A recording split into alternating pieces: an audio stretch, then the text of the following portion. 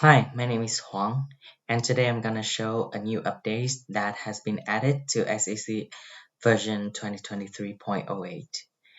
The updates that I will focus on today is Activate and Deactivated. The background is in SAP Analytic Cloud's user management system, the user in the system only have one state, activated. So when the company create a new user, not only will they consume a license, the only way to free up a license is to delete its user.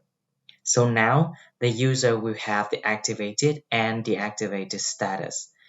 This will resolve the license consumption issues for those who are not active for a long time, for example, maternity leave.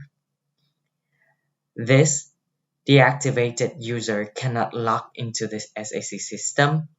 The licenses are freed up when a user is deactivated, and all content, including private content, is maintained under the deactivated user.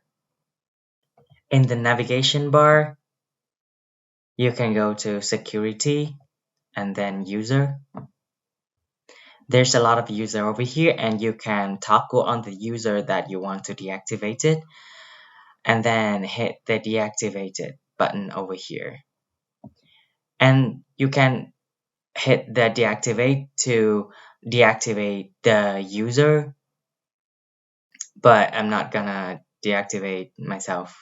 So you can hit cancel to cancel the actions.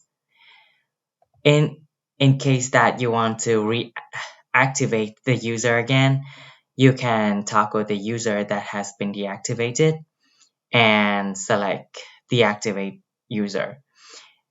It will show the same notification, and you can hit the activate user button to activate the user back again. You can go to monitor and check if there's any deactivated user that's present. So if there's any deactivated user, there's an overview here, and you can see that there's one deactivated user. If there's none, it won't show up. And this update will relate to the upcoming update in the QRC 3 of this year about the license limit usage, and we will update it later. Thank you for watching.